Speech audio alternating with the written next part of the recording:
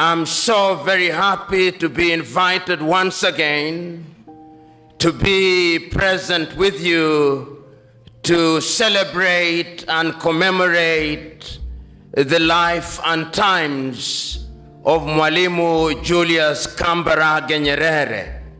I first came to Tanzania as a student on the 9th day of December 1984, when I was a student leader at the University of Nairobi, and the then president of Kenya invited me, among other students, to accompany him, and that is when I met Mwalimu Nyerere.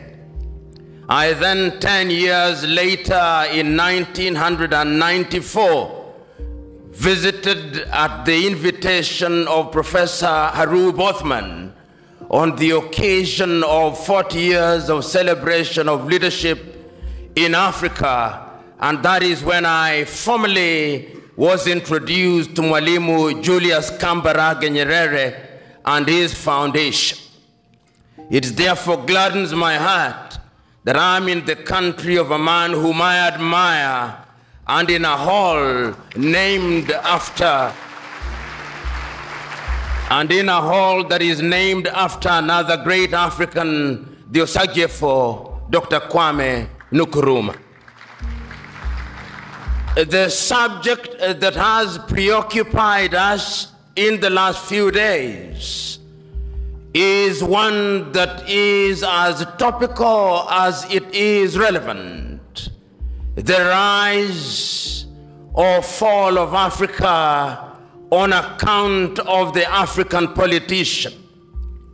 And in order to do justice to that subject and to remain faithful to my chosen subject, which is a call for hygiene in African politics, there is a sense in which one must take a historical journey, if only to appreciate the factors that animated Africans to seek to regain their independence from the colonial masters.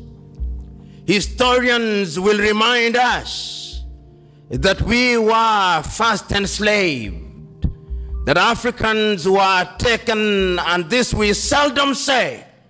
The first civilization to take Africans out of this continent were the Arabs. And they took Africans from the eastern coast. And it's sad that in that part of the world, there are not many Africans who remained, because it was in the business of the Arab enslaver to castrate Africans. We never say that, but we must say it because it is historically significant. Then the Europeans came, the Portuguese came, the Spaniards came, the Germans came, the French came, the Belgians came. Africa became the hunting ground for the European colonizers, and we were the spot. We built, our ancestors built the United States of America. Our ancestors built Europe. And when slavery had lost its shine and sheen, the Europeans abolished it, but they replaced it with yet another pernicious enterprise: the colonization of Africa. The Europeans sat in Berlin, in Germany, in 1884, and they looked at the map of Africa and parceled it out. The British had their share, the Germans had their share, and Tanzania or Tanganyika was their share, as was Rwanda and Burundi. The Spaniards were Johnny-come-latelys in the arena, and they got little Equatorial Guinea and Southwest Africa. The French were here, the Portuguese were here, and we were colonized. This time round, they did not take us away. They came here, and they controlled us, And they told us, not in so many words, that we were children of a lesser God. And we were treated as if we were children of a lesser God. In fact, they told us that on the day of creation, we were merely hewers of wood and drawers of water. And if anybody were to doubt it in 1948, it was more blatant when Hendrik Verwoerd instituted the apartheid regime in South Africa. But yet there is a sense in which the God that we worship never sleeps. The colonial enterprise ran its course, and the European tribes, the Europeans never called themselves tribes, they called them nations, were engaged in a war. First in 1918, the European tribes fought. And they had something called the League of Nations, which died. Then they fought again in 1945. And what is unique about the European nations is that when they are engaged in tribal wars, they call them world wars. So there was another war between 1945, 1939 and 1945, and after that, a new kid on the block, the United States of America, took the lead in saying that colonialism was something that was undesirable. But at that time, Africans were never quiet. Those who had been taken out had already started agitating. Many of us here will remember Marcus Garvey, of whom Bob Marley says, Garvey was a buffalo soldier in the heart of America. And many of us will remember W.E.B. Du Bois.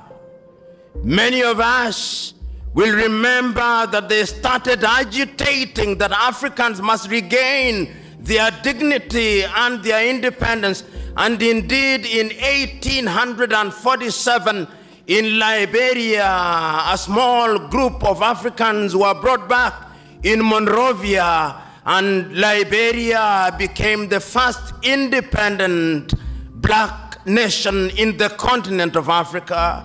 So soon thereafter, in Sierra Leone, they also created yet another colony. But Africa was colonized, except Ethiopia, which they tried to take in 1938 and exiled Professor Dr.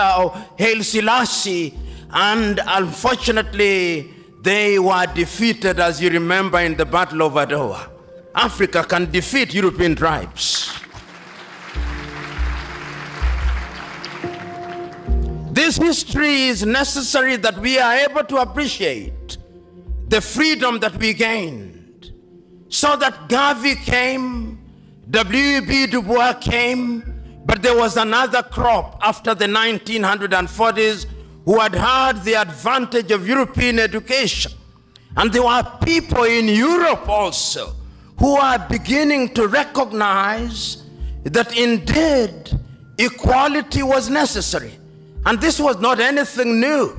In 1776 in the United States of America, the American state sitting in Philadelphia in the United States of America declared unto themselves that all men are born equal, that they are endowed by their Creator with certain unalienable rights, that among those are life, liberty, and the pursuit of happiness. A few years later in France, after the revolution, they also recognized that we were to be equal, so that the colonized nations which had now taken Africans thought that they were safe. They had taken Leopold Sédar Senghor from Senegal to Paris, and they thought that they were creating a little Frenchman. Little did they know that they were creating somebody who would want to overthrow them. They took Félix Houphouët-Boigny from Côte d'Ivoire, and they thought that they were creating somebody who would be subservient to them. They took Ahmed Sékou Touré and Modibo Keïta, and they thought they were safe. Little did they know that they were creating the future leaders and agitators against French colonization. And it did not stop there. The Portuguese also took Agostinho Neto and Amilcar Cabral and Eduardo Mondlane to Lisbon.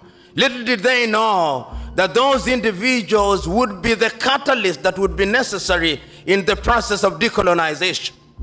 The British also had their fair share.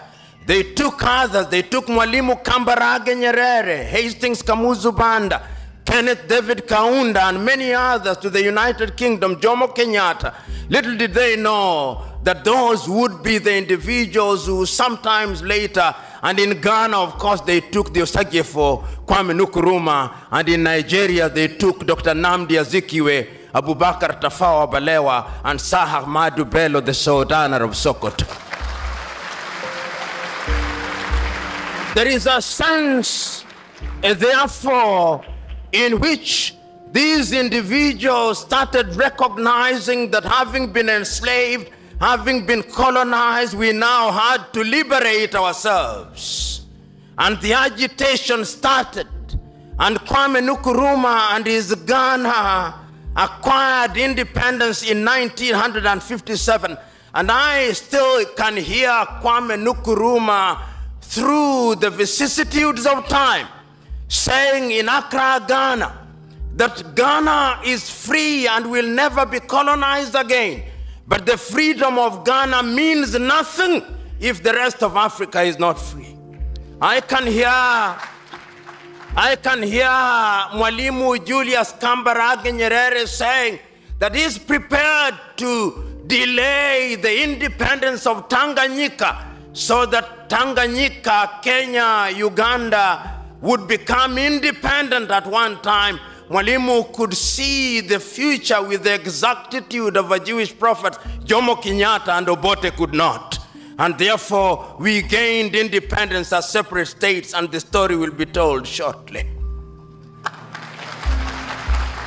So what do we see? The agitation, the demand by the people that we must be decolonized. And why is it that we were asking that we must be decolonized? Why is it that we were demanding that we must regain our independence? Because throughout the ages, it was always the divine plan that men must be masters of their destiny. And when we gained our independence, the leaders of the day were eloquent as they were clear that the reason why we were asking to be independent is because we wanted to take charge of our affairs. We wanted to be the governors. We wanted to have our young men and women acquire education. We wanted to control the production of our food through agriculture. We wanted to build our infrastructure. We wanted to improve the quality of the lives of our people by improving their health. We wanted to eliminate poverty. We were clear on what we wanted, and this message was as clear in West Africa as it was clear in East Africa, as it was clear in Central Africa, as it was clear in Northern Africa, so that if you listen to Kwame Nkrumah, it's as if you'd listen to Agostinho Neto, and if you listen to Neto, it's as if you'd listen to Samora Moses Machel, and if you listen to Ahmed Ben Bella in the Maghreb, it's as if you'd listen to Patrice Emery Lumumba. There is a sense in which there was unanimity that this was the only way, and we attained independence. And I remember so very vividly, in 1957, in Casablanca, Morocco, was it in 1960, when the then 8 independent African countries met on the Osagyefo Kwame Nkrumah, was clear that we must ensure that everybody else regains their independence, and that we must remember that the colonial master is not asleep, and that if we don't unite, he'll come under other guises through the neo-colonial project. But they listened to Kwame Nkrumah not.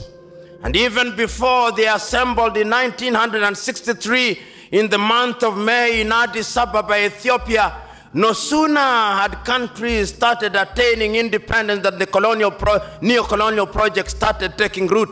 And in 1960, the first coup d'etat and assassination took place in Togo when Sylvanus Olympio was eliminated.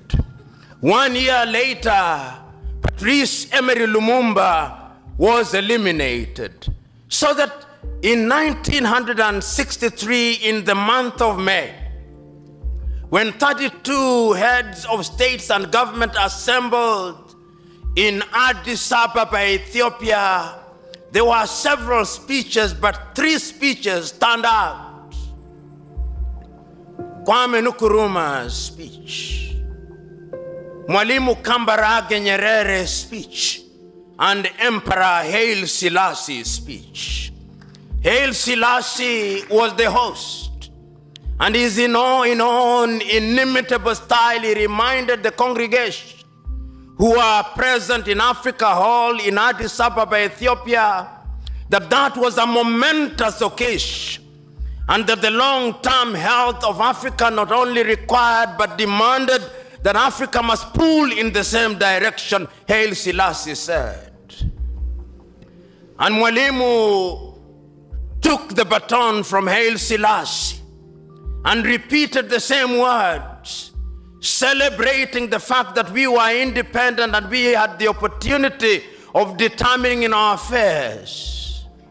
But the greatest of the speeches was that of the Osagyefo Kwame Nkrumah. Kwame Nkrumah had a sense of urgency which everybody else did not have. He said, not in so many words, but in effect, that if we want to immunize ourselves from the diabolical machinations of the erstwhile colonial master, now turned neo-colonizer, we have to move here as one Africa, with the United States of Africa, with one army, with one currency, with one central bank, and with one nation. But they listened to him not. They had started getting used to the trappings of power. So what they came out with on that day in the month of May 1963 was a weak organization of African unity, the OAU, which many commentators were quick to describe in many ways and many times as the toothless bulldog. It was never a dog. It did not have teeth, but the effect of it is that it did not do very much. Some say it was a talking shop. Mzee Warioba, who was then active in political life and in other sectors, will attest to that.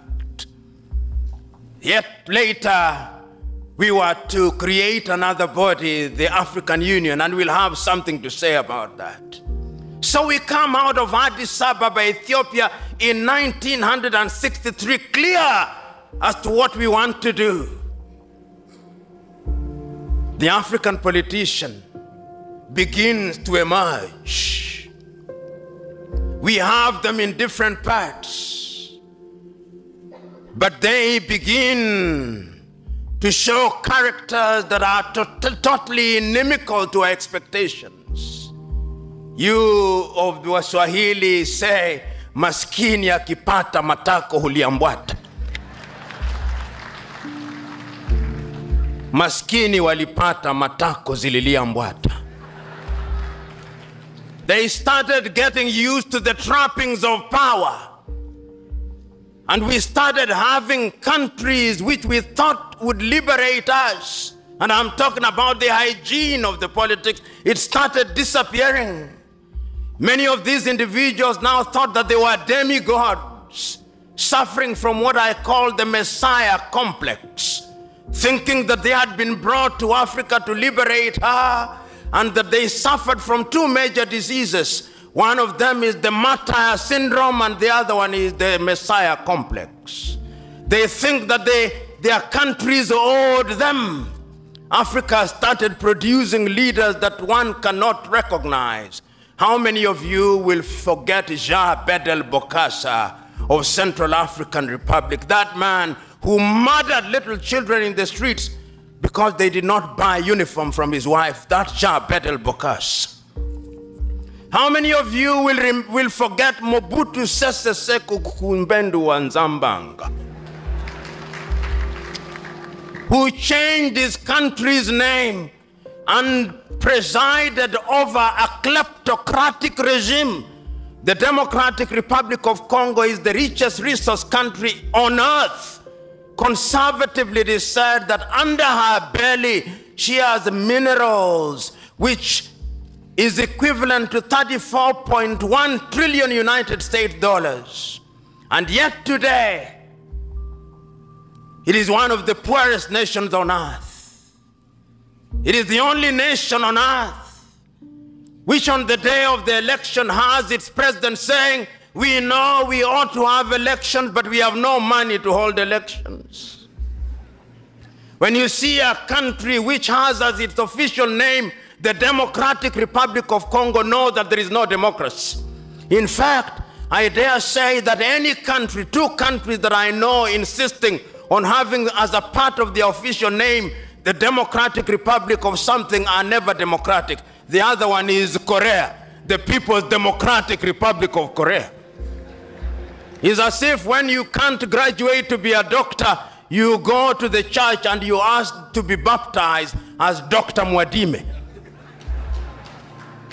But that is not the point. The point is that who can forget Mobutu Sese Seko? Who can forget Idi Amin of Uganda? Who can forget Mengistu Haile Mariam of Ethiopia? And one can go on because hygiene had started disappearing from African politics. Our agriculture was beginning to suffer. European musicians who had a little sense of guilt came to perform in Africa, Bob Geldof, to free the Ethiopians out of hunger. There was no hygiene in our politics.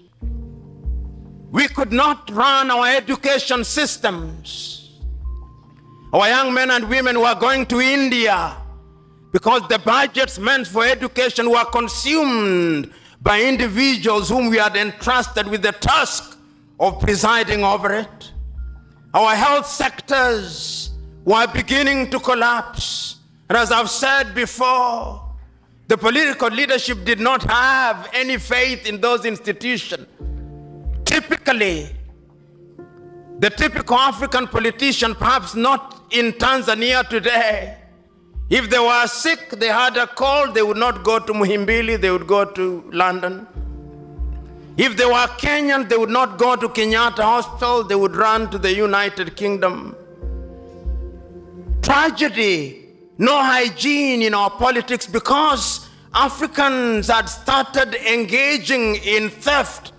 In fact, I used to say that African politicians were thieves. Then I went to Uganda and I was told that they are not thieves, they are looters.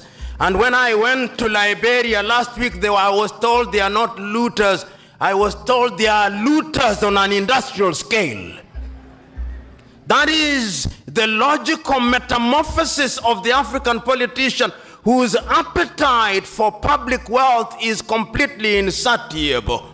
Hygiene was disappearing from African politics, and we could see the effect of the disappearance of hygiene in African politics.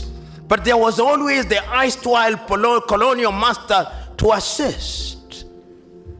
Coup d'etats started visiting Africa. Modibo Keita in Mali was consumed. Nnamdi Azikiwe in Nigeria was consumed. The Osagie for Kwame Nkrumah was consumed. Apollo Milton Obote was consumed.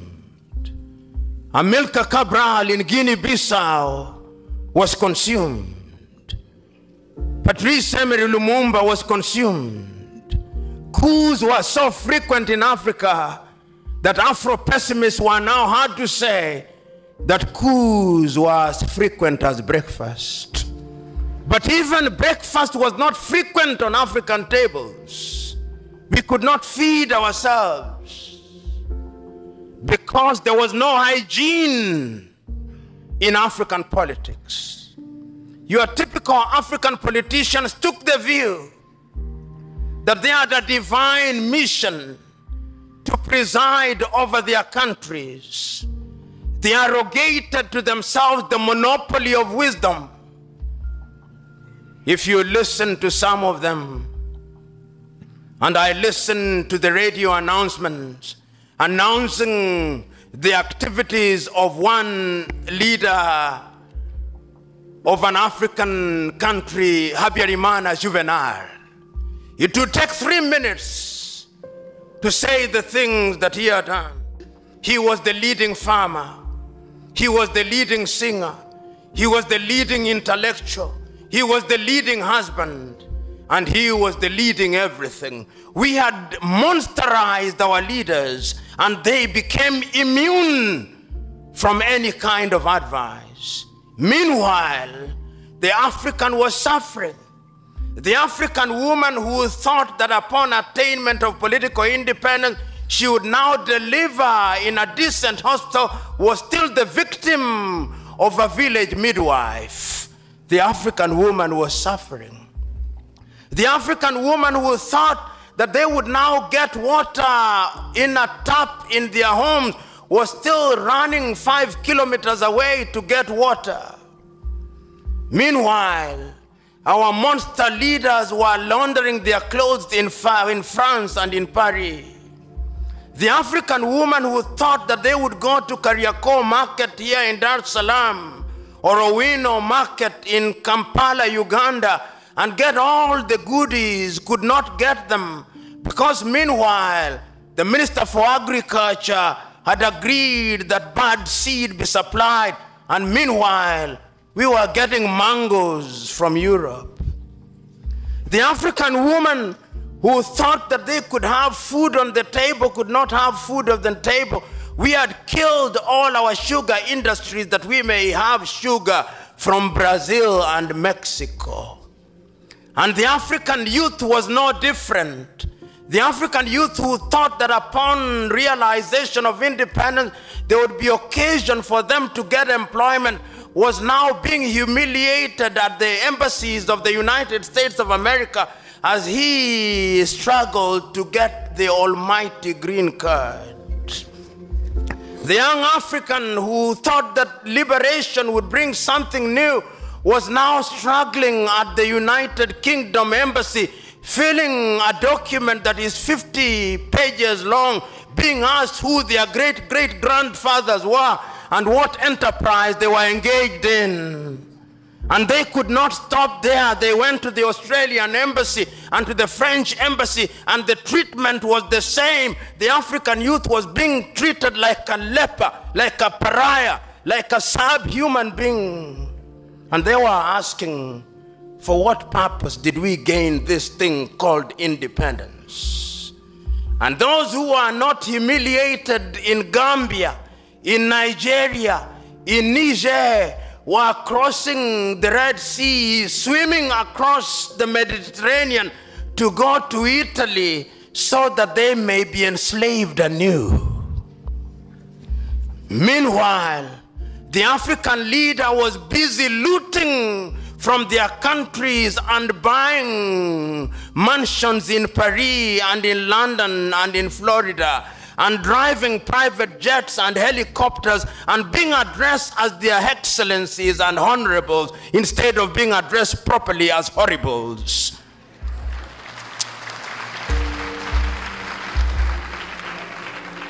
Hygiene had disappeared in African politics, and what had started happening is that a new generation of African leaders who were dissatisfied started emerging. And one need only look at Africa in the 1980s when we begin to see the emergence of a new crop of leaders who are saying, this is not what we fought for. And I can remember so very vividly Ethiopia's Meles Zenawi in 1984 abandoning his medical studies and pursuing the Deg regime of Mengistu Haile Mariam, and he removed Haile Mariam. And there is a sense in which some hygiene has been reintroduced in Ethiopia. And I can remember here, God works in strange ways. Idi Amin made the mortal mistake of assuming that Tanzania and Mwalimu Julius Nyerere could be poked without consequence. He tried, and he died regretting it. And this became, indeed, many of you will remember that this University of Dar es Salaam became the finishing school of latter-day revolutionaries. John Garang Dimabior was here. Yoweri Kaguta Museveni was here. If they were not students, they passed through here because this was the Mecca of political revolutionaries. Eduardo Mondlane was here.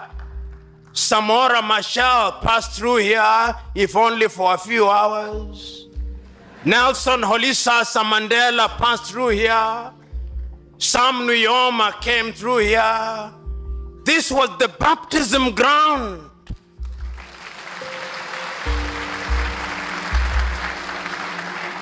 And the high priest was Mwalimu Julius Kambarage Nyerere.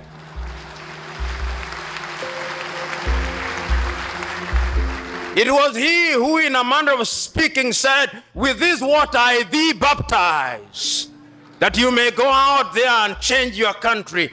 And Yoweri Kaguta Museveni went out into Uganda, and there is a sense, whether you like it or not, in which some hygiene was introduced in that country. There is a sense in which when Samora Moises Machel left this ground, he went to Mozambique, and there was a sense in which some hygiene was introduced in that country. There is a sense in which John Garang Dimabior left here, and some hygiene was beginning to be introduced in South Sudan. Right now, the story is a little different, but one can see that there was this new crop of leaders who recognized that indeed we had to do something about it. But ladies and gentlemen, what had happened over the years? Let us ask ourselves the fate of Africa. Why I say that there is a need for political hygiene. Africa today has 54 odd countries. And allow me to take you through a tour of Africa, if the moderator will be gracious enough to give me latitude. When you start from the Cape in South Africa, there is a great country which has given birth to great men. 1912, the first political party to be founded in Africa, the African National Congress of Sir Albert Lutuli. That party has given birth to the Mandelas, to the governing Mbekis, to the Reginald Oliver Tambo.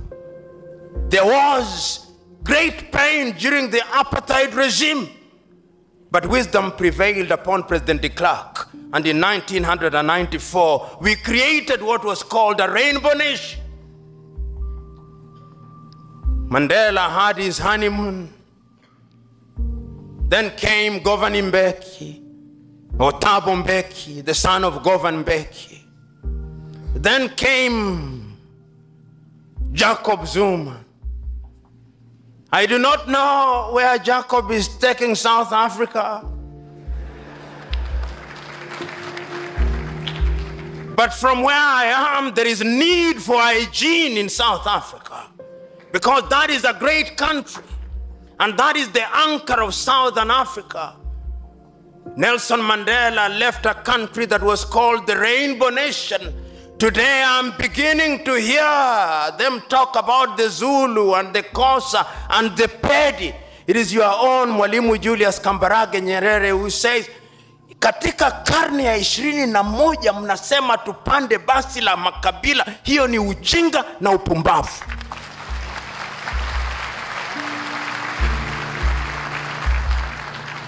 Then there is another country, because there is need for hygiene in African politics. And when one talks about hygiene, one wants to see improved agriculture.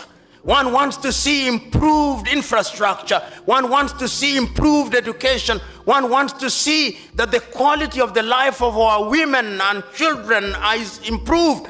And you go to Namibia, there is a sense in which there is some hygiene there. If only the land question could be solved, that would be a country that is worthy, is moving in the right direction. One can begin to see that. Then you move to Angola, that unfortunate land of Agostinho Neto, and you will remember Holden Roberto and Jonas Malheiro Savimbi. There is a sense in which that country was traumatized. I'm happy to note that President Dos Santos now says he's going to retire in 2018. My only concern is that he is sick now and he is seeking treatment in Madrid, Spain. Why don't they have a good hospital in Luanda, Angola?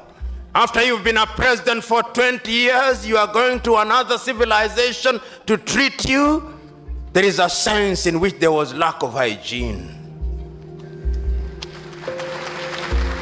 Then you go to Botswana, that great country. In 1966, Botswana was a backwater country with nothing but courtesy of an individual who knew that hygiene depended and required that you improve the quality of people's lives.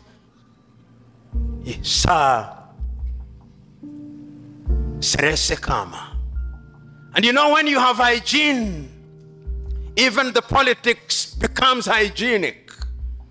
And you realize that politics is not a life and death issue.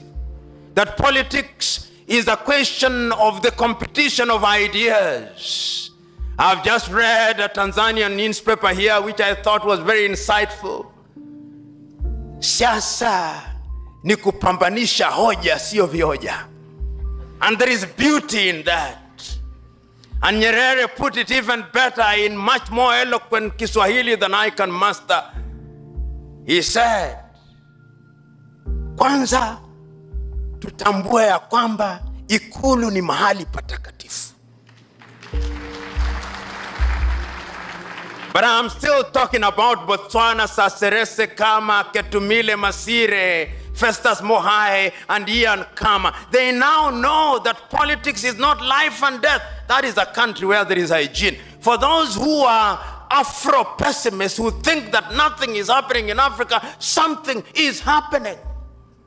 They are monsters, but they are also angels. But did they not exist like that even in the heavens? Lucifer alongside Michael and Gabriel? It would appear that as it is in heaven, so it is on earth. And if you go to Mozambique, you can also begin to see that there is a problem there, but there is an attempt at hygiene. You go to Zambia, that is another country, Kenneth David Kaunda. On the day that he left office, Kenneth David Kaunda had only $8,000 in his account. If you ask your typical African Tanzanian councillor today, before Magufuli came in, that was pocket change. After 24 years in power, $8,000 only. Those are people who love their country and sacrifice. There is a need for hygiene in Zambia. It is the only country in the world that I know where when an opposition leader blocks a motorcade, it does not become the offense of obstruction, it becomes the offense of treason. Unprecedented in the world. Hygiene is necessary in that country. And I look forward to hygiene being introduced. Then one comes to Tanzania. You know, Tanzania, when one talks about hygiene, one must start in the 1960s. One must remember the Arusha Declaration and the nobility of the intentions of Mwalimu Julius Kambarage Nyerere. And that is why many of you may not know, but at one time it was suggested that he be made a saint of the Catholic Church. And the reason was very simple. This was a man who had ideas. This was a man who had clarity of thought. This was a man who could see the future almost with the exactitude of a Jewish prophet.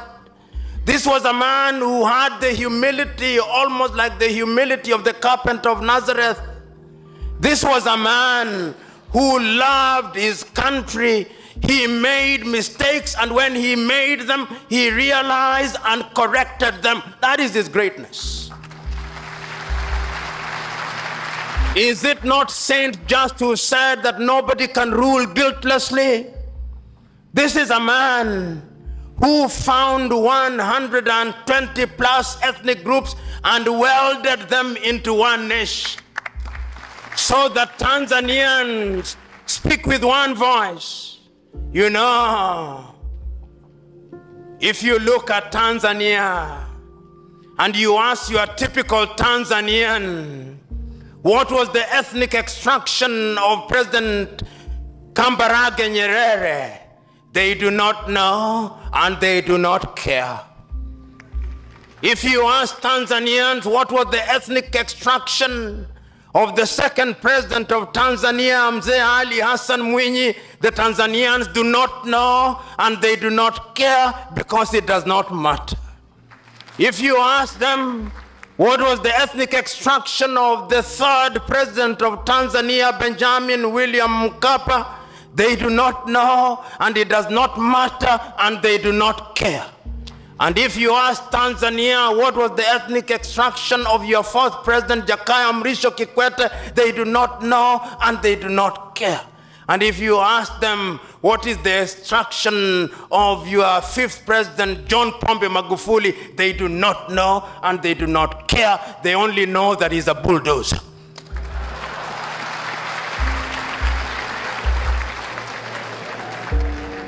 But you go to my country, Kenya, God save my country. God save my country.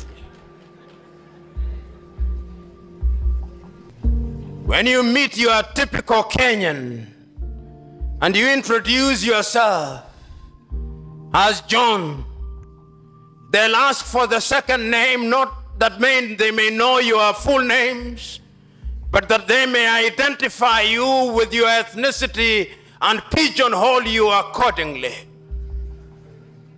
When you go into that country, which is a great country in prospect, but which is being destroyed by negative ethnicity, you ask them who the first president of Kenya was, they'll tell you it was Jomo Kenyatta and he was Kikuyu, and we care. We want our Kikuyu president.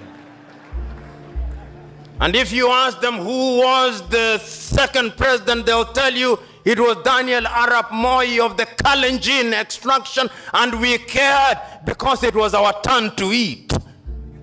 And if you ask them who was the third president, they'll tell you it is Uhuru Muigai Kenyatta, and he is a Kikuyu, and we want him to continue because we Kikuyus and we Kalenjin only feel safe when one of our own is in State House. And if you ask the opposition and you ask the leaders, from my own ethnic group, the Luo of Kenya, the Luo will tell you we have been marginalized for too long. The time has come that God must smile upon us and our son must be the president. And if you ask the Luhyas, they'll say the same thing. That is the tragedy of gigantic proportions. I'm submitting to us that the country called Kenya needs political hygiene. I'm submitting to us that the country called Kenya needs to come to Tanzania here on a benchmarking tour, and that the President of the Republic of Kenya and all our parliamentarians should sit at the State House and be lectured by John Pombe Magufuli on the finer points of governance.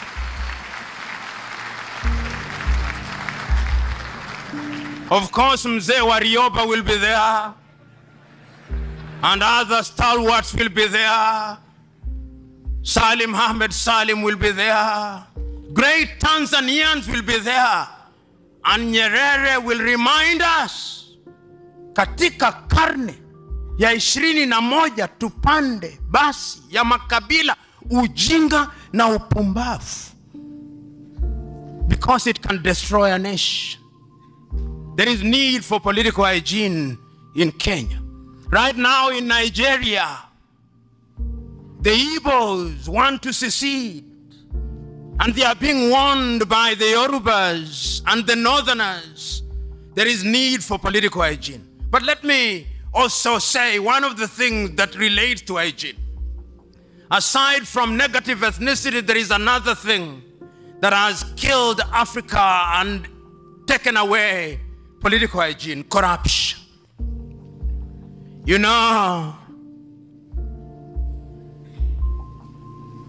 it would appear that we of the Negroid blood relate very poorly with this thing called money. Money is a useful facility that enables you to do things with ease. But if you allow money to control you and you begin to adore money and you acquire appetite for money, then you are in trouble. And I want to submit to us that Africa is the only continent in the world where upon appointment into political office or upon ascending to the political office, it's as if you have won a lottery ticket to sudden wealth. In Africa, when you are appointed a minister, even the newspapers will say if you are appointed to the Ministry of Finance, he's been appointed to the lucrative Ministry of Finance. If you are appointed to the Ministry of Agriculture or Mining, they say you've been appointed to the lucrative Ministry of Mining. But when you are appointed to the Minister of Culture, they say you've been appointed to the lean Ministry of Culture. In other words, there is a sense in which institutions in Africa appear to believe that he who gets into public office has a license to be a thief. And if you look at many African countries, many African leaders cannot account for their wealth. They have stripped their countries naked. You know, when I look at some of the great leaders of Africa, some who will not be remembered so very fondly by history, I regret. Robert Gabriel Mugabe of Zimbabwe. Nyinyi wa Swahili mnasema wali wa kushiba huonekana kwenye sinia. In 1980s, when Mugabe took power, it was said of him that he had the largest number of degrees of any leader in the world, and he had degrees. It was said that he was a passionate revolutionary, and he was a passionate revolutionary. It was said that he had liberated Rhodesia, renamed Zimbabwe into a great country, and for the first 10 years he did a good job. Then something happened. Different commentators have different ways of saying. Some of them say that Sally died and he married Grace and it has never been the same again. I do not know. Some of them said that he became a prisoner of some of his comrades. I do not know. But the only thing that I know is that all the historical dividends he had accumulated have now been squandered. Why? They have been squandered because Robert Gabriel Mugabe now presides over a country where there is 90% unemployment. Robert Gabriel Mugabe now presides over a country which does not have a currency but has a central bank. This is unprecedented in the history of modern civilization. I'm submitting to us that corruption has been at the very heart of the destruction of Africa. That is why we do not have roads. That is why we do not have good hospitals. That is why we cannot feed ourselves in Kenya today. We and Ethiopia, we are importing maize from Mexico. In Liberia, they're importing chicken from Brazil. And in many countries, we cannot even feed ourselves. We do not make our own medicine. Medicine is made as generics in India. We do not even produce our own seeds to plant our fields. They are being made by Syngenta and Monsanto. We do not produce anything because of corruption. but there is a sense in which one can begin to see some hygiene. There is a sense when I arrived here in Dar es Salaam and I look at the newspapers and I see a white gentleman having flown into Tanzania in a private jet from the company called Acacia, goes into State House in Dar es Salaam and literally almost saying, mea culpa, mea culpa, mea maxima culpa. Nimekosa sana, nimekosa sana, nimekosa sana. And President John Pombe Magufuli, as if he was a Catholic father, saying, nimekusikia mwanangu, nimekusikia mwanangu.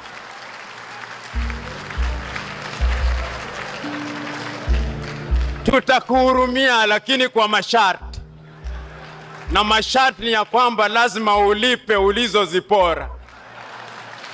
I felt told that there is an African leader who can stand up to international pirates who for 20 years have deprived Tanzania of taxes that would have gone to schools, taxes that would have gone to the health sector, taxes that would have gone to infrastructure, taxes that would have gone into agriculture. John Pombe Magufuli is a breath of fresh air. I know that there are some Tanzanians who may think that he's disrupting their agenda. John Pombe Magufuli disrupt their agenda. For if you come into a country and you find a patient suffering from cancer, you've got to subject them to chemotherapy. And when you administer chemotherapy, the hair will fall out a little. There will be some pain. That pain is necessary because there is no gain without pain. I'm not a Jewish prophet nor related to one. I'm not a member of CCM. But if John Pombe Magufuli continues on this trajectory and has a second term, in the next 10 years, Tanzania will be one of the largest economies in this country.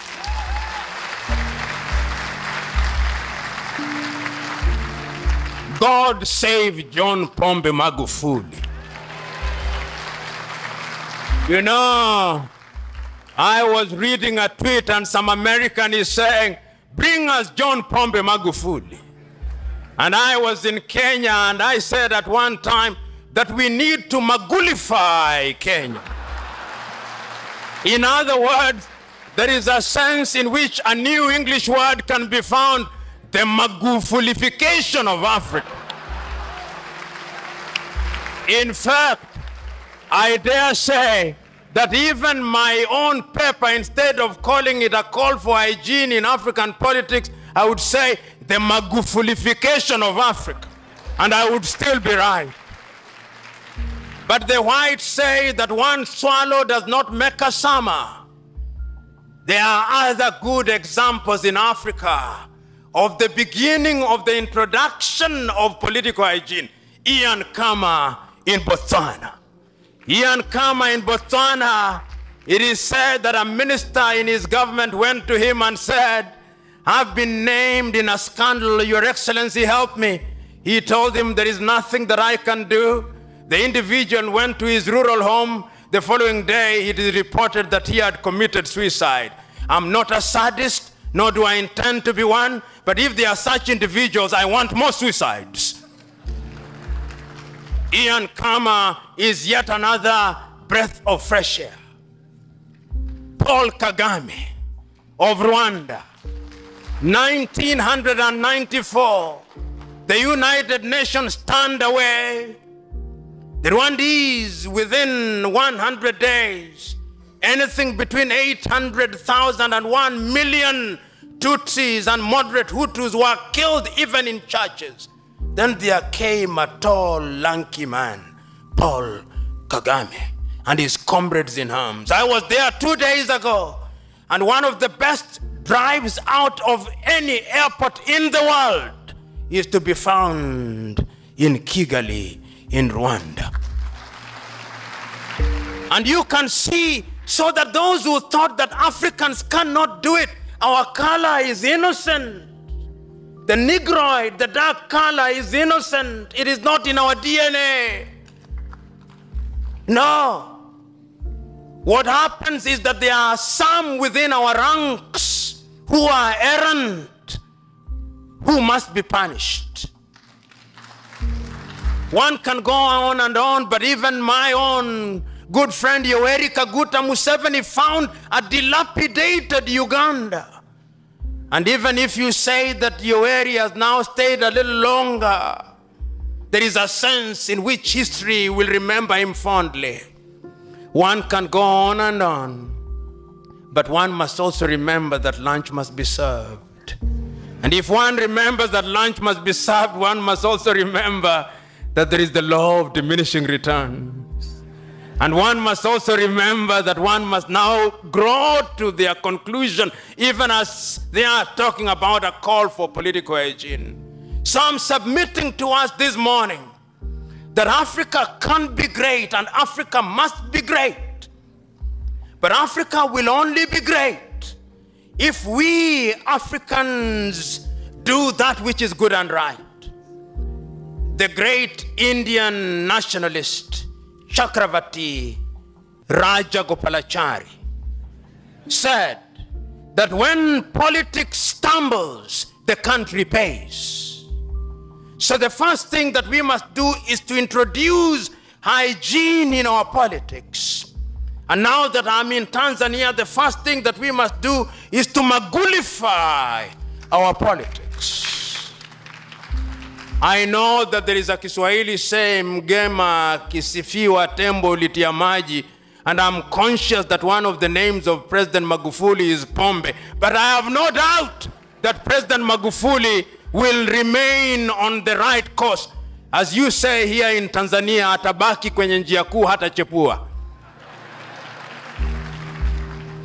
I'm suggesting to us that we introduce hygiene in our politics. Which means, and Mzee Warieba will remember when we were talking about the Constitution, Africans must begin looking at their Constitution, and they must be constitutions which address the African environment. You know, there was a time after the fall of the Berlin Wall when European powers from London, Paris, Madrid, and Washington told us that democracy is equals to multi-party politics. Democracy equals to this. I now hold the view that while plurality is a good thing, a constitutional review gives us an opportunity to come up with homegrown solutions. Mzee Warioba, I'm happy that we did not have the Constitution when we thought we would have it. You now have had the advantage of seeing our Kenyan Constitution, which I think now has created an environment that makes governance very difficult. You, when you make a constitution, make a better constitution than we did. I'm submitting to us that we must now look at our constitution as the primary governance document in order to ensure that we create hygiene in our politics. First of all, there is a sense in which the electorate must also be educated. Democracy presupposes that the electorate is mature and the electorate knows what it wants. You know, 3 days ago, an individual from my ethnic group called me, and he told me this. This time round, we are taking it. And I said, who are we? And he told me, don't you know? I knew what he was saying, of course. And immediately I told him, never, ever appeal to my ethnic sensibilities. I did not go to school that I vote individuals because they come from my ethnic group. Tell me their agenda on health, their agenda on agriculture, so that if I vote for them, it should just be coincidental that we come from the same ethnic extraction.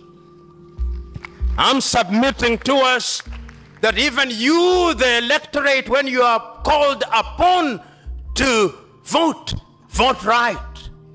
I remember in 2007 when I attempted to seek a parliamentary seat and I had a 10-point agenda with sera zangu. The people said, sisi hatutaki sera, tunataka karo. Then I told them subsequently that how is it, and I repeat it again here, you have been given an opportunity to elect. You elect a hyena to take care of goats, and then when the goats have been eaten, you wonder why. I'm submitting to us that one of the ways is having a new constitutional dispensation. The other thing that we must do beyond the institution, beyond the constitution, is to have institutions. You know, Mwalimu Julius Kambarage Nyerere, whom you now rightly refer to as Baba wa Taifa, said, you are not successful until your successor succeeds. Today, Mwalimu Kambarage Nyerere is successful because his successors have succeeded. Did you not have Mzee Mwinyi? Did you not have Benjamin William Mkapa? Did you not have Jakaya Mrisho Kikwete? Did you not have John Pombe Magufuli, who have seen and said, we must protect the sitting presidents? In order to preserve the nation, sometimes memories must be selective. I remember after the civil war in Nigeria, the young Yakubu Gowon, receiving the Biafrans who had surrendered, said, brothers, I'm happy to see you. And the commentator says, at a critical point in Nigerian history, the victor did not gloat and the vanquished were not humiliated. What Pombe Magufuli is doing is right. There is no future without forgiveness. There is no future without selective memories, but we must never forget. I'm submitting to us that the only thing that survives and will introduce hygiene in African politics is institutions. Because institutions will exist beyond us. And I'm happy to say that in Tanzania, one begins to see institutions. One begins to see individuals who are smaller than institutions. Because if you are larger than institution, then you consume institution. And Mobutu Sese Seko reminded us that when he changed his name from Joseph Desire Mobutu to Mobutu Sese Seko Kukumbendu Wanzambanga. And when he died, until today, the Democratic Republic of Congo is not at ease. Beyond the institution, the other thing that we must do is that we must have men and women of integrity. These men and women of integrity are not angels. They'll have made mistakes, but they'll have learned from those mistakes. These men and women should be subjected to certain ideals. That is why Mwalimu Nyerere once again said, lazima tuwe na siasa ya maadili na miko. There must be taboos in politics, the do's and the don'ts. Tukiwa na sera huria, basi ni uhuni utatamalaki. I'm submitting to us that we must have integrity in order to inject hygiene in Kenya, in African politics. I'm submitting to us the fourth thing, that the other thing that we must do is that we must de-ethnicize our politics. And I'm saying, it doesn't mean that you reject your being a Sukuma or a Mhaya or a Luo or a Kamba. Celebrate all those. But remember that in order to produce melodious music, you play the white of the piano and the black of the piano, and lo and behold, there is symphony, and there is harmony, and there is joy. I'm submitting to us that in order to introduce hygiene in our politics, the quality of the lives of the people must be improved. The gross national happiness index must improve, not the gross domestic product. I'm submitting to us that the misery index must go down. In other words, young Tanzanians and young Africans must have the opportunity to realize their potential. They must not go out to be humiliated. You know, today, and if there is any Chinese in the assembly, forgive me, because the Chinese are an amazing people. 30 years ago, China was a third world country. Then they made a decision, and China will never be the same again. I want to submit to you, all of you who are in this assembly, 99% of the things that you have are from China. If it is your phone, even if it is iPhone, it is assembled in China. Everything we have is from China. China has become the factory of the world. They know what they want and they are going for it. I'm submitting to us that if we are to produce hygiene in African politics, we must know what we want. Nyerere used to say, wakati mwingine wa Afrika tunabaki tunashangaa na kuduatu. Wachina hawa. I'm submitting to us that China knows what it wants, and Africa must now ask herself, what does she want for her women? What does she want for her young men and women? And I have no doubt that we have the wherewithal to find out what we want. I'm submitting to us that we must also introduce equality and inclusivity. Our women must be given their pride of place. And I must say, you know, somebody said something with which I agreed terribly 2 days ago. Why must it be that when we are dealing with our women and our youth, we must create for them a microfinance? Why? For how long will our women be in micro enterprises? Why can't our women be involved in mega enterprises? I'm submitting to us that we must mainstream our women, because 52% of the population cannot be left in the periphery. And I'm saying that when you include everybody, when everybody is at the dinner table, then everybody will be happy, because the last time I checked, I used to think that there were two ways of being at the dinner table of civilization. And I used to say that at the dinner table of civilization, you can be present as a waiter or a diner. But 2 days ago, somebody told me, no, that you can also be the food to be eaten. So Africans, choose you now. What role you want to play at the dinner table? Do you want to be the food to be eaten? Do you want to be the waiter to be waiting upon the diner? Or you want to be the diner? Africans have been food for too long. Africans have been waiters for too long. This is the time to be diners at the dinner table of democracy. I'm submitting to us that we are not children of a lesser God. I'm saying that there is a tide in the affairs of man which, taken on a crest, leads to great fortunes. But if you miss them, it leads to great miseries. Shakespeare was right. Chinua Achebe was right. If you want and you seek, you will never fail to find. Difficulties may and indeed will exist, but it's through overcoming them that we grow stronger.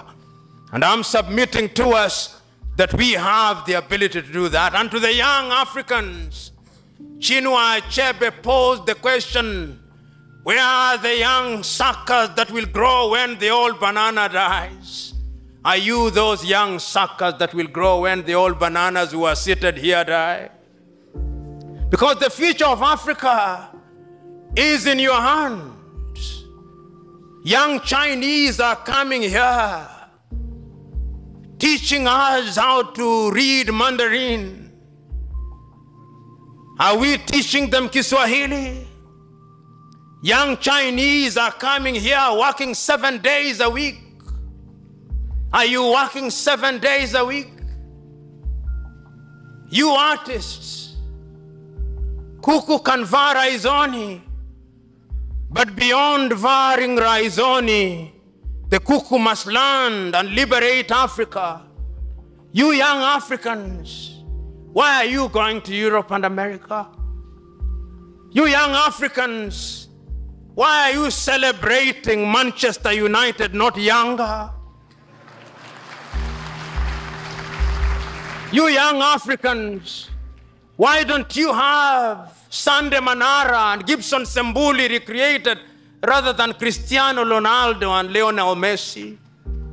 You young Africans, why are you celebrating Julio Iglesias? Why are you not celebrating Farida Karoli? Why are you not remembering Baraka Munshe Mwaruka, solo in his national? I'm submitting to us that in order to have political hygiene, we must also have self-esteem.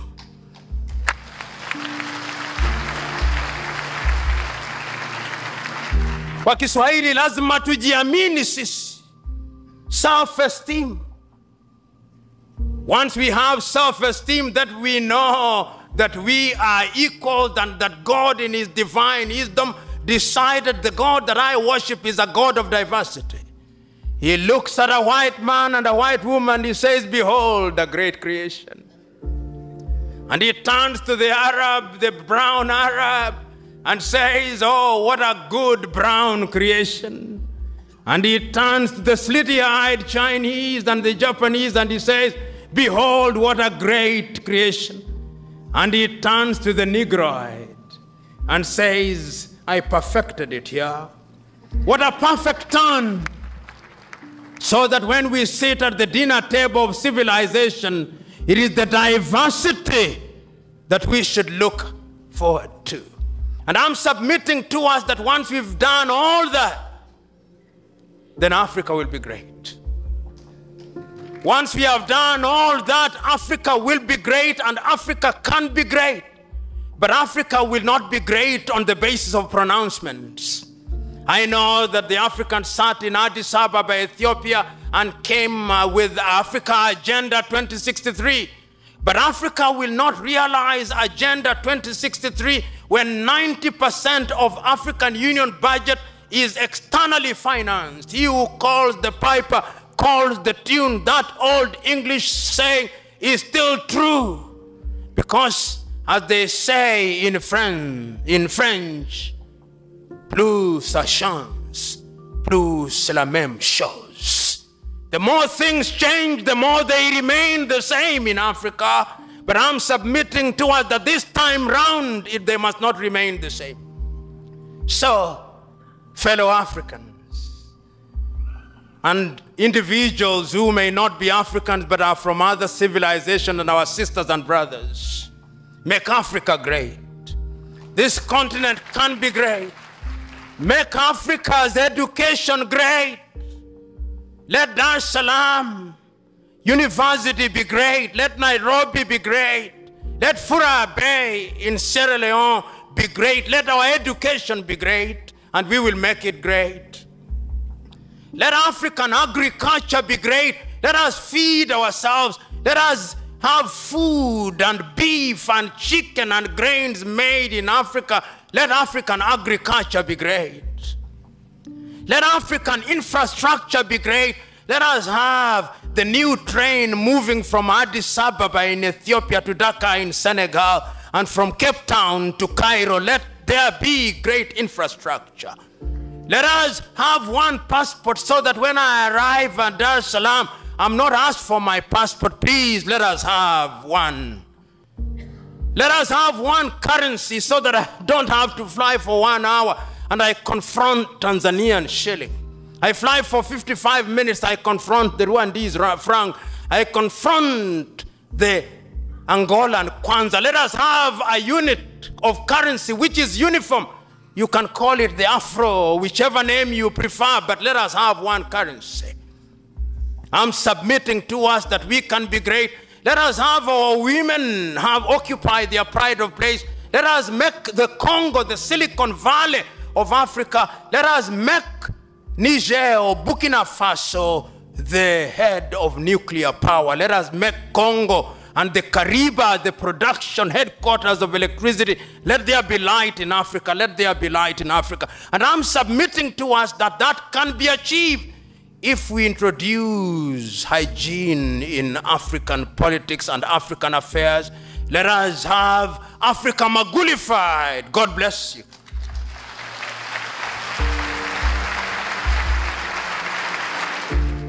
Naitwa Niki wa Pili, ni msanii wa rap.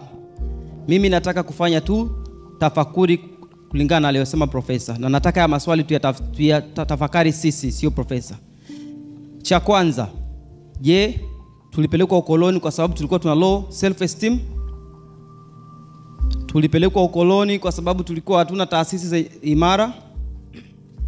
Tulipelekwa ukoloni kwa sababu tulikuwa hatuna constitution? Nataka maswali mtafakari. Swali lingine ni kwamba ametoa historia ya viongozi wema na waovu.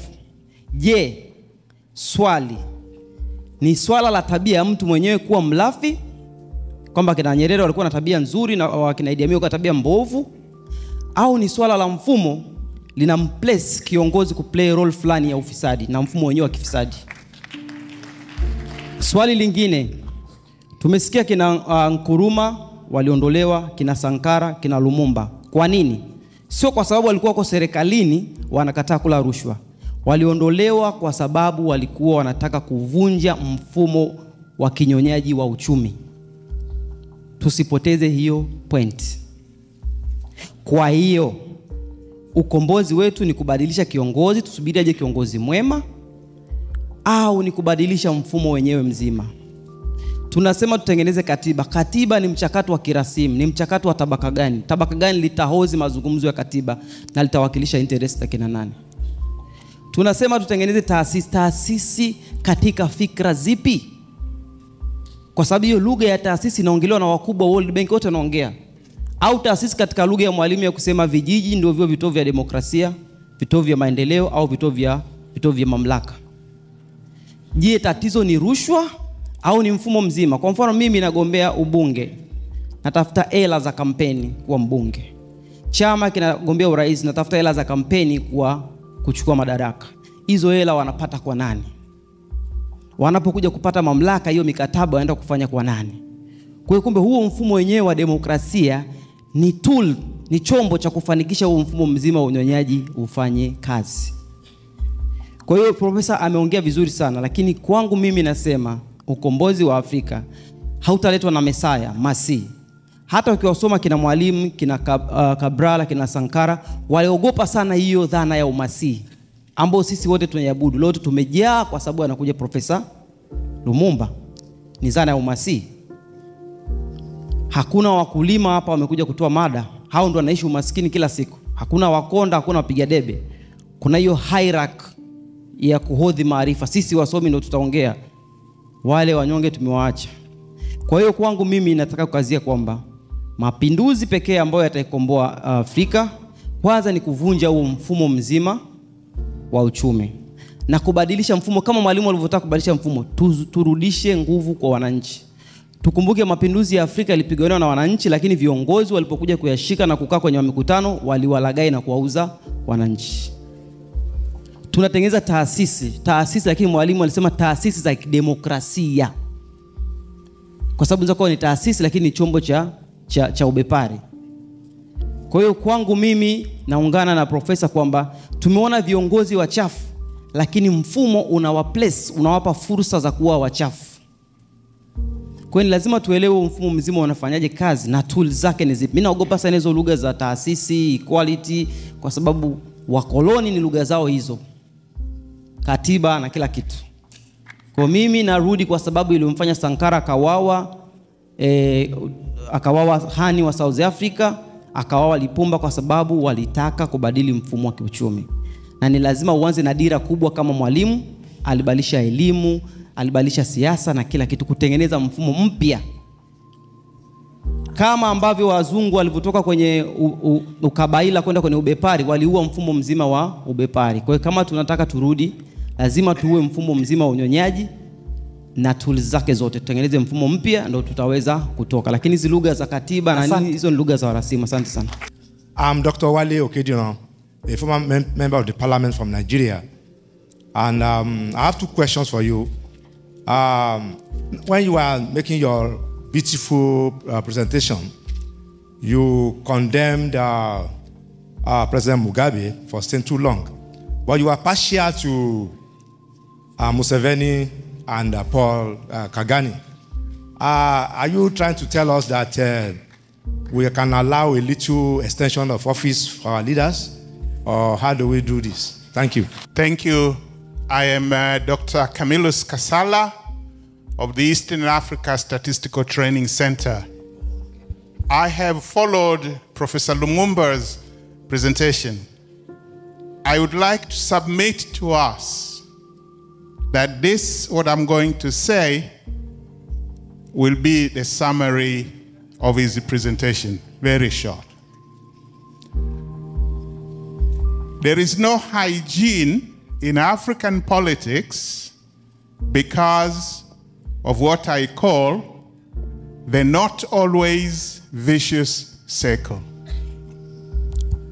This circle begins with what is logical in African politics is not always practical. What is practical is not always right. What is right is not always ethical. What is ethical is not always desired. And what is desired takes us back to what is not always logical. Now, what is the hygiene?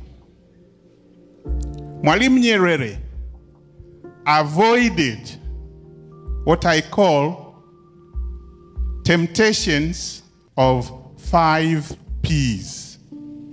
And I would like the young people here to listen very, very carefully, because the world today is everywhere broadcasting these 5P temptations. Please, future African leaders, the young people, avoid the first P. Avoid being the victim of the first P. The first P is power. Avoid being the victim of the second P, property. Avoid being the victim of the third P, prestige. Avoid being the victim of the fourth P, popularity. And avoid being the victim of the last P, pomposity. Waswahili wanaita mbwe mbwe. Mziepuke hizo zote. Asante sana. Thank you very much. I believe I can answer from here. Let me start with the last question that you posed. And as I grow older, I hold the view that my answers do not necessarily represent the truth. This is my view of the issues. Opposition in modern day Africa is very reasoned.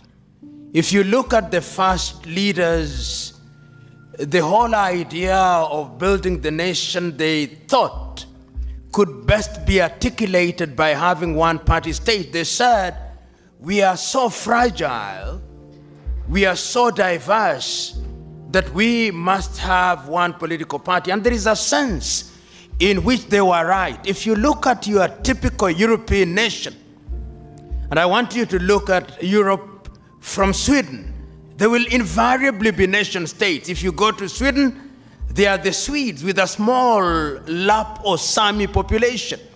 And you'll find they have a small parliament for them. If you go to Norway, you'll discover they are Norwegians, almost 99%. If you go to Finland, the bulk of them are the Finns with a small Swedish population. If you go to Denmark, they are the Danes. If you go to the Netherlands, they are the Dutch. If you go to Spain, where there are a multiplicity of ethnicities, then there are problems. You have a problem, you remember, during the reign of General Franco of the Basque country, even up till now, the Catalans, the Galicians. So there is a sense in which Europe, in fact, I dare say, Africa handles diversity better than Europe does.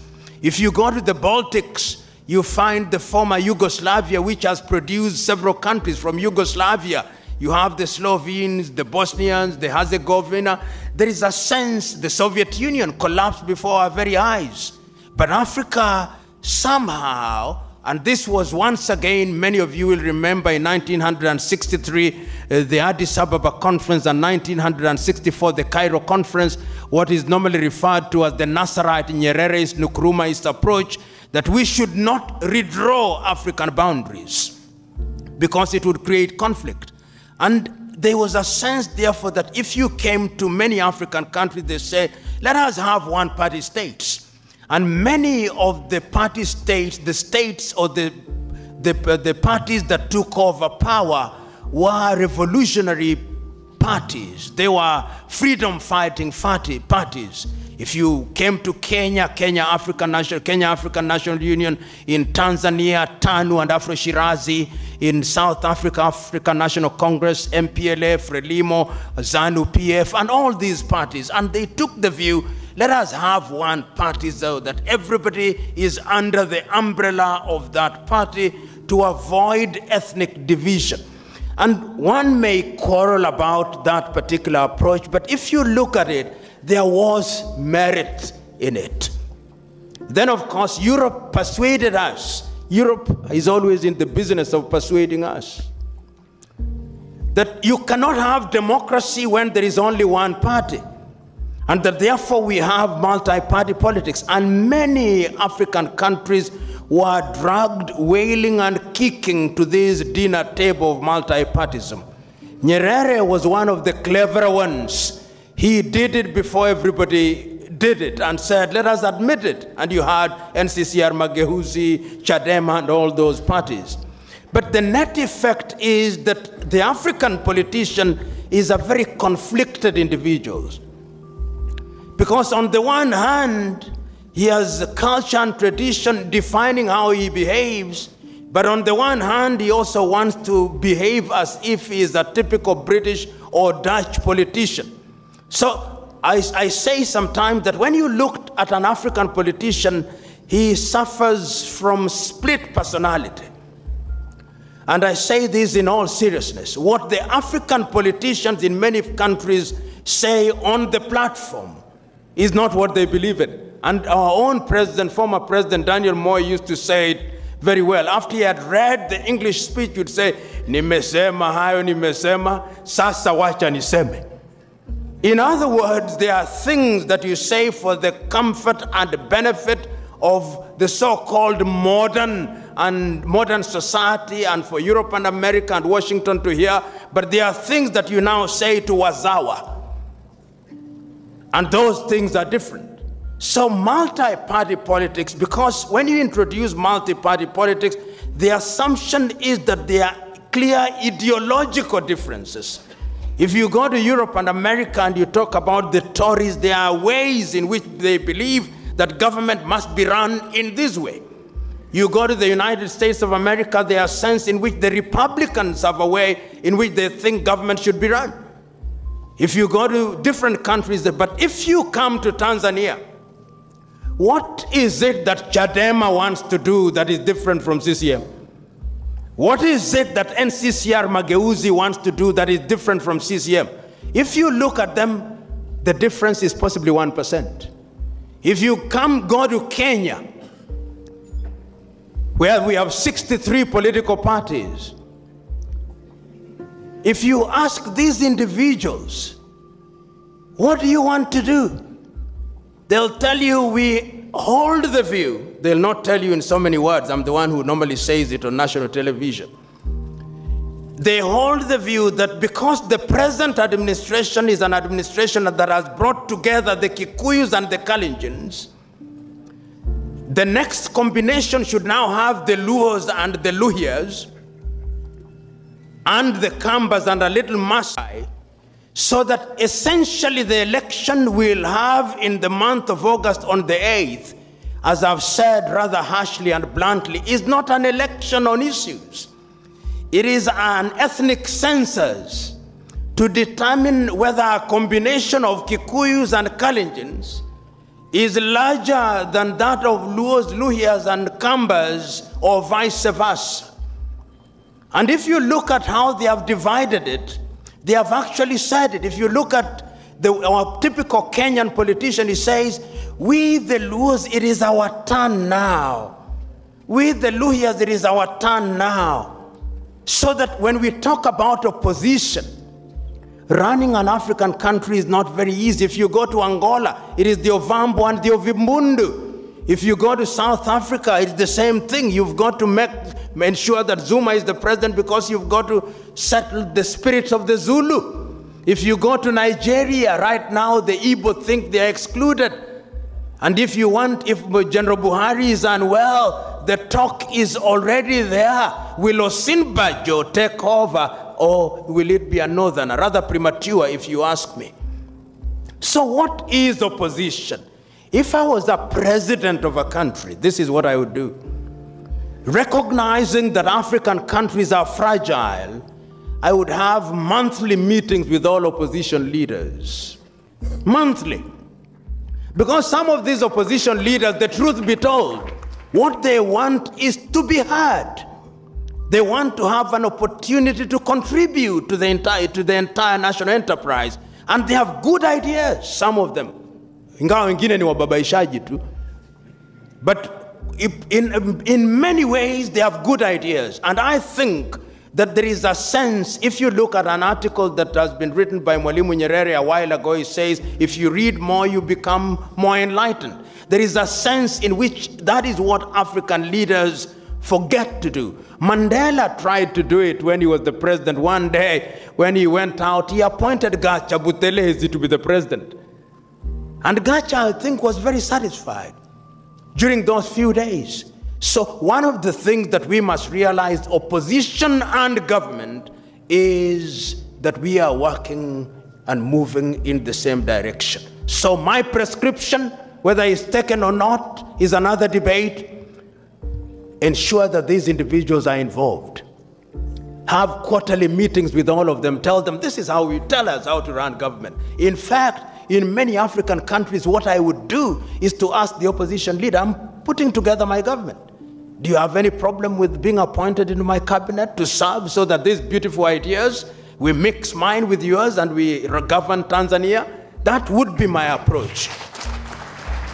And I think in that way, the opposition then becomes responsible. It becomes the loyal, responsible opposition. Otherwise, the opposition then exists to oppose everything and to propose nothing. And you can kill that by involvement. So that is my answer to that question. The second question is about foundation. Let me give an example. I was listening to a debate by the former head of UNIDO, who is a Sierra Leonean and is contesting to the president. And I said to a friend of mine, if this man has these ideas and I was Sierra Leone, I would vote him. He said, Africa can realize our potential. And this idea that Africa has had conflict is misguided. And he gave examples. Vietnam was at war. Cambodia was at war. Laos was at war. The two Koreas were at war in 1953. Japan was bombed to the ground in 1945. Yet they have revived. They went back to the foundation that you talked about. In other words, we know the true north, tunadira. And Mwalimu used to say in Kiswahili, siri ya maendeleo ni watu, ardhi na siasa safi. And siasa safi means that you have the maadili. Mzee has already, in fact, Mzee, the next time I'm called, I'm going to Uganda and I'm going to use the 5 P's and I'll say I heard them from you. Because in truth, if you look at those 5 P's, that is the problem. Umejua ukizungumzia hili swala la mamlaka, Mwafrika, kiongozi Mwafrika kwanza katika hafla kama hii, kiongozi asili wa Kiafrika ukimwalika saa 4 anakuja saa 5. Na yuko tu katika mkahawa anapiga simu, je, wametulia hapo? Wametulia kabisa. Basi wakisha tulia anaambiwa wametulia, sasa anakuja na mbwembwe na vingora. Na mikia wanyama pia wanatingisha hivi. They think that that is what will make them important. That is power ambayo unaizungumzia. Na swala hili la kuhodhi na kumiliki mali, unapata mtu ana vyumba vingi tu. Na umejua kilichoko katika kuhodhi mali huku ni kama kunywa maji ya chumvi. Kadri unavyokunywa ndivyo unavyotaka zaidi. Haisitiri, mtu ana nyumba nyingi tu. 40 katika Dar es Salaam, nilisoma hivi karibuni, mmoja wa TAKUKURU alipatikana na nyumba nyingi tu. Mtu kama huyo, ni kitu kipi anakitaka huyo? Mtu ana magari 20, amemwandika mtu kila asubuhi anaviwasha tu, hata havitumii. Sio ni upamu huo? Ni ulafi tu, si uroho, si ulafi, ni upamu, ni unguruwe huo. Na ndiye anaizungumzia. Na swala la tatu ambayo mzee amelizungumzia ni swala hili kwa Kiingereza anakiita prestige. Ndio maana mwalimu alisema siku za awali, tuna mzee wa Rioba atakumbuka, sote tuwe ndugu. Wakati alipofariki mzee Nyerere, sasa Watanzania wabunge wakasema, si Wakenya wanajiita waheshimiwa, sasa na sisi pia tuitwe waheshimiwa. Hata mtu akigombea tu, punde tu anapotangaza anagombea, sasa anasema lazima mimi mheshimiwa. Na akijitambulisha anasema mimi ni mheshimiwa fulani. Nani wewe? Sisi ndio tunakutambua kama mheshimiwa. Na jambo la tano ulilolizungumzia ni swala la umaarufu. Mtu atafanya kila kitu, atawaita wakina mama wanengwaji, wanengwe, atawaita vijana, atawakodi vijana vibarua na magenge la vibarua waje wacheze dansi na waite majina ya kiajabu ajabu. Hilo ni jambo ambalo linamfanya Mwafrika anakuwa na uungu fulani. Na hilo ni jambo ambalo unaona katika hivi alipojingatua kutoka mamlakani waziri mkuu wa Uingereza, siku ya pili anaabiri gari. Hivi sasa ukija katika mataifa mengi tu, nyinyi njooni Kenya muone, tuna watu ambao tunawaita magavana 47. Nikiana nyumbani kwetu, barabara hakuna magari, unamuona mtu na bendera na magari 10. Sema sasa, nani anakutisha huku nyumbani kwenu? Mbwembwe na vingora tu. Unaona mtu amelindwa na askari 50 na zaidi. Sasa nasema, ikiwa wewe umechaguliwa na wananchi, kwa nini unawaogopa wao? Unalindwa kutoka kwa wanyama gani hawa? Wanyama waliokuchagua. Na vitu kama hivyo ndivyo vinavyochangia mdororo wa kisiasa na mdororo wa kiuchumi. Kwa kuwa kukidhi vitu kama hivyo inatugharimu sisi walipaji ushuru. Na hivyo ndivyo vitu, mnakumbuka mzee wa Rioba, utakumbuka siku zile za awali mwalimu akakataa, akasema katika Ikulu ni kubwa mno, nipeni nyumba ndogo tu Msasani. Mtu ana nyumba iliyo na vyumba 20 kwa mwaka, hata hajatembelea moja, lakini ni jambo ambalo akiwa kwenye baa na simua anasema umeliona jengo langu la kifahari. Si ni ujinga tu? Kwa hivyo kuna umuhimu wa viongozi kujinasua kutoka katika minyororo ya utumwa, jinsi alivyosema 3 P's mzee, na ni jambo ambalo ni la busara isiyo na kifani. Nakubaliana na msanii mwenzangu ya kwamba lazima tuhoji swala hili la mfumo. Umejua sisi sote watu ambao ni tishio na hatari katika Afrika ni sisi tulioenda shuleni. Sisi kwa kwanza, fikra zetu ni za kufugwa, na zimefugwa katika misingi ya kigeni.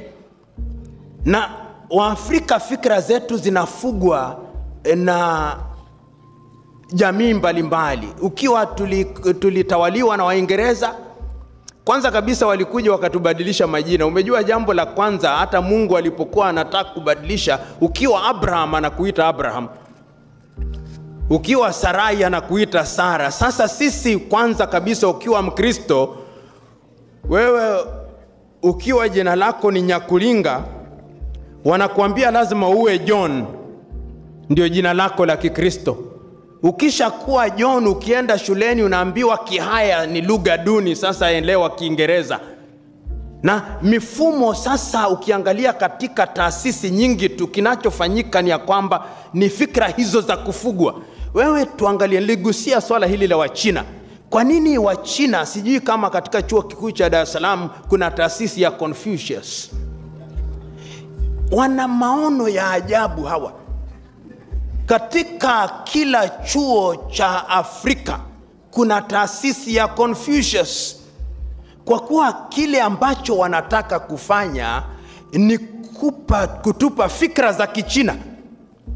Na hivi sasa sisi ambao tumeenda shuleni, ukimuuliza mwanako sasa ni lugha gani unataka kusoma, kwanza ilikuwa ni Kiingereza, Kifaransa na Kijerumani, sasa ni Kichina. Na katika siku za usoni sote tutakuwa Wachina wadogo wadogo. Hata tukienda kubatizwa utasikia mtu anasema mimi ni Deng Xiaoping Nyakulinga.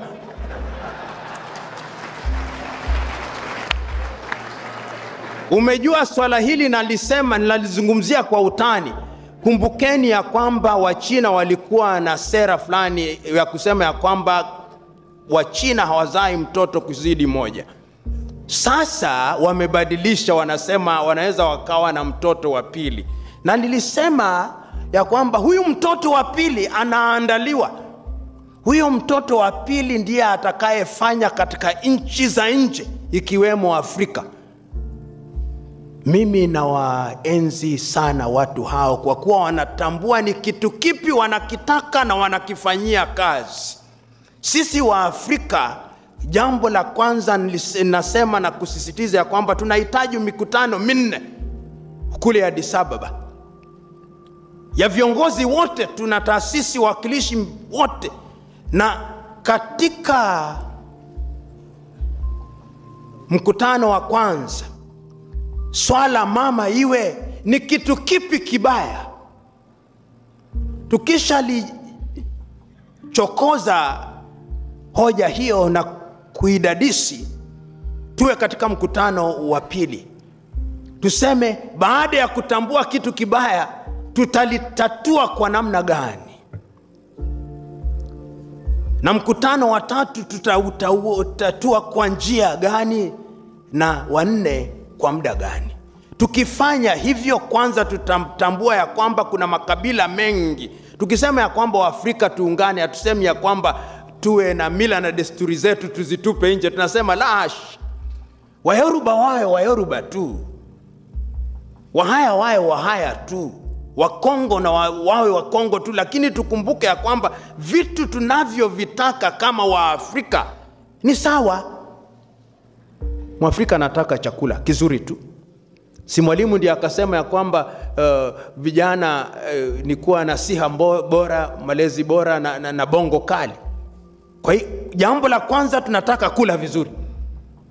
Tunataka shule nzuri. Tunataka miundo msingi na miundo mbinu nzuri tu. Tunataka tuwe na mahospitali na mazahanati nzuri. Hivyo ndivyo vitu ambavyo tunavitaka.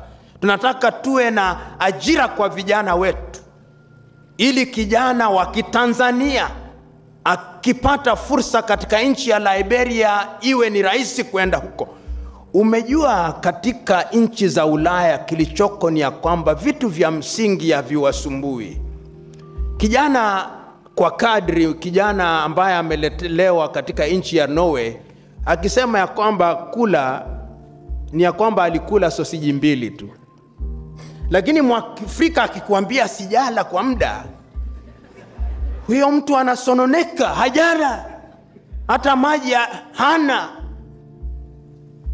Na ninakubali ya kwamba vitu hivyo vitashughulikiwa tukiwa na taasisi ambazo zinalenga mila na desturi. Mwalimu Nyerere kasema ya kwamba wacha Waingereza na Waamerika waende katika sayari za mbali, sisi wa Tanzania na Waafrika tufikishe maji ya bomba kwenye miji. Wacha wao wawe na ndege za kiajabu ajabu, sisi tuwe na chakula mezani. Hivyo ndivyo ambavyo tunavihitaji. Hata na katiba zetu hizi tunazozizungumzia, tuangalie na kubaliana nawe ya kwamba lazima tuwaulize wananchi washirikishwe, na inawezekana hivyo, na tukikutambua hivyo itakuwa ni jambo nzuri tu. Mwenzetu nitamjibu kwa lugha ya Kiingereza kwa kuwa anatoka sehemu za Nigeria. I agree with you. If you listen to me very carefully, it means that I'm conflicted. There was a time when I thought, and I'm still not clear whether my thoughts are clear on this point, that term limits are a good thing. I think no matter how good a dancer you are, you must leave the stage. No matter how good a dancer you are, you must leave the stage. And I think, and Mzee Wariobe, I'll come back to you because you are there. When Mwalimu wanted to leave office, there was no shortage of people telling, Mzee utatuacha mayatima. And Mwalimu was clear that this is the time to leave. You must know when to leave. In fact, the best time to leave is when people say they want you to stay.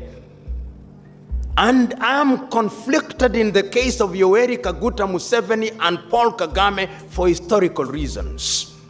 Rwanda has come out of a very difficult history.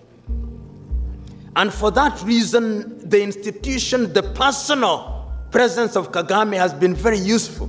But I now hold the view, and I said it in Rwanda the other day, that this should be the last term of Paul Kagame, so that he can even have a puppet, so that people get used. The mere fact that people see another face is good enough. It demystifies power. And I think that that is a good thing. President Yoweri Kaguta Museveni, with whom I have had a conversation and raised the same question, I hold the view also that this should be his last term. In other words, there is a sense in which they have overstayed a little. They have overstayed, there is no doubt. The reason why I have a problem with President Mugabe is because he has stayed for too long and institutions have suffered. In the case of Uganda and Tanzania, there are economies that they are worth talking about. There is no economy in Zimbabwe. You go there. It is the first country in the world that does not know which currency to use. At one time, they were using the yuan. At one time, they were using the rand. At another time, they were using a bond. At another time, they were using the American dollar. President Mugabe was a great man, an intellectual. But he stayed for too long. No matter how good you are, if you stay for too long, you spoil it. A good dancer must know when to leave the stage. That is why I'm passionate. And it also gives me an opportunity to say something about General Buhari, about political hygiene. General Buhari inherited a very difficult country. And I want to say, the day Nigeria wakes up, Africa will never be the same again. Nigeria, with a population of nearly 200 million, 300 million, Nigerians cannot even agree on a census. They don't want a census because they don't want to discover that the Fulani are more than the Yoruba or the Yoruba more than the Igbo. They think that that discovery is a dangerous thing. So Nigeria must make a decision, and I think that President Buhari, it's unfortunate that he's unwell. But look at the short time that he has been there. Nigeria, the budget of Nigeria is going to be financed by the money which was looted by individuals. You can see the fight that is coming out there, but it's not going to be easy. In fact, he said that if you threaten, kumbukeni ya kwamba mafisadi ni watu wa ajabu. They have the patience of vulture, these corrupt individuals. They wait for you. So Nigeria is beginning to move in the right direction, but once again, you remember last week, the Oduduwa Republic, which is the Yoruba-speaking states, gave a warning that if by October the Igbo still continue talking about Biafra, they shall be expelled from all Yoruba states. The northern states also said the same thing. That is a recipe for disaster. It's a recipe for disaster. Ethnicity. And I'm using this occasion to overextend my answer by also giving South Sudan, John Garang Dimabior. Right now, if you go to Nairobi in Kenya, all, if not all, but a good number of cabinet ministers in Sudan live in Nairobi, and their children are either in Nairobi, Addis Ababa, or Kampala, or Europe. South Sudan is a hunting ground where they work on Fridays, steal money, and invest elsewhere. That is not leadership. Now people are fighting the Nuer and the Dinka in the 21st century. One is saying that it is possible if we do what we did. Suppose President Kiir were to have weekly meetings with Vice President Riek Machar. They would resolve all these things because the people are always helpless. I can't agree with you more on that particular. And I think the last question is swala hili la kuhodhi maarifa and national ethos. I think there is not a single leader in Africa who spoke about a national ethic. There is an example that I've given. It happened to me when I used to come to Tanzania every other time with Jukwaa la Katiba. So I used to come every week. So one day I'm at the airport in Dar es Salaam and I have my little bag, and I wanted to have it on as a carry-on bag. And they told me, no, you've got to check it in. So I went to a young man who was selling padlocks.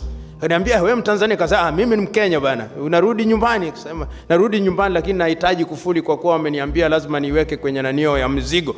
Kaniambia, unaenda Nairobi? Sema, nunua kufuli 2, wezi hao. And you know, I keep on telling that because the attitude of the average Tanzanian about Kenya ni ya kwamba ni mwizi. And I asked Tanzanians, Kenyans, what do you think about Tanzania? And they say they are polite and too slow. But it's better to be polite and too slow rather than to be a mwizi. So that is the perception that we created, and it was created because Nyerere had ethos. One day I'm in Tanzania, and a young girl, I asked for a soda, Coca-Cola. Sema, dada, naomba unipe Coca-Cola. She came back 10 minutes later with Sprite.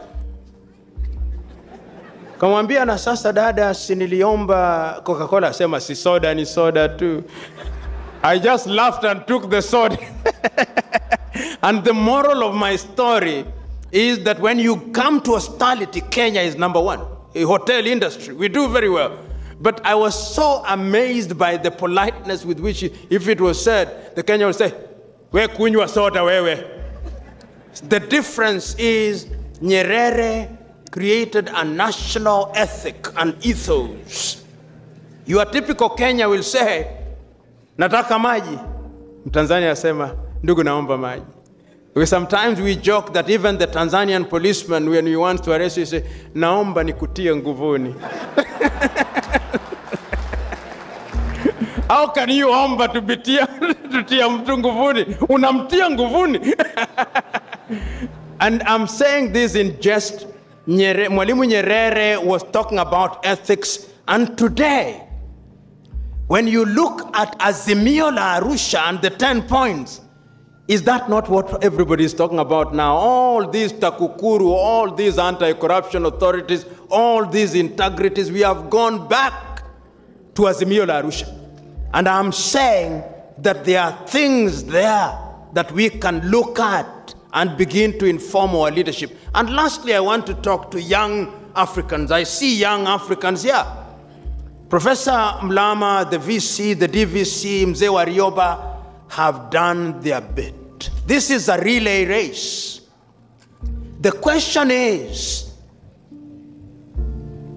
and I know that there are Christians here, if you look at the Bible, there is a man called Simon. When he had been told that Christ has been born, he said, now I can die, because I know Christ has been born. Can this generation say that of you? That now they can die? Can we leave Tanzania in your hands? Will it be safe? Or you will want to make it the 52nd state of the United States? That is the question. And even those of you who are from the Muslims, many Muslims here will know the great hadith writings of Abu Huraira. When the Prophet had been poisoned and he was dying, the comfort of the Prophet is that he had his Sahabas. You who are here, are these your Sahabas? Will they sell us to Europe and America? The question is yours. Choose you now. The Chinese have chosen. They are coming here, and they will be here. There is a phone that I acquired recently called the Techno. In the next 5 years, out of every 10 phones, 9 will be Techno. China knows what it wants. We are 1.3 billion Do we know what we want sisi wa Afrika? Au in the words of Nyerere, tunabaki kushangaa na kuduatu? I know it can't be done. When I listen to you, who is an artist, and I know you are either below 30 or below 35, I was refreshed. The former president of Sierra Leone, whom I did not like for many things, but I liked him for one thing, he said that in Africa, a journalist with a pen in his hand is like a warrior with an AK-47. He can use it to protect or to destroy. Africa is a fragile continent. What Europe and America can withstand, having gone through different decades of civilization and civil wars, sometimes the multi-ethnic African communities cannot survive. The artists in Africa must be a lot more careful. You must use the tweets a lot more carefully. You must use the Facebook a lot more carefully. You must use all those mediums a lot more carefully. Because in recent history, we have seen the radio being used to cause genocide in Rwanda. So you, the artist, remember what Shakespeare said. Oh, you giant, or you lion, you have the powers of a giant, but use it carefully. Because he who is powerful must know how to use the power. So you African artists, you must choose what to say and what not to say.